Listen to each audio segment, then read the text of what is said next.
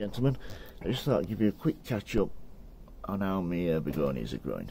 As you can see, they're doing really well, but I want to get them in the hanging baskets now, and then they'll really start to fatten up, send out loads of side shoots like you've seen in my previous videos.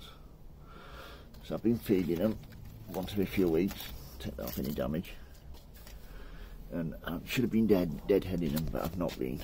So any seed pods like this just need taking out like so, one there, and you need to be feeding them once every couple of weeks with a liquid feed.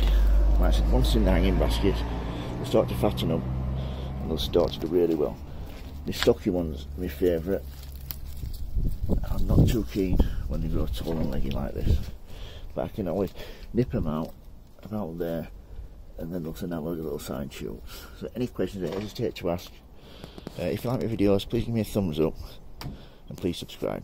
Thank you, bye.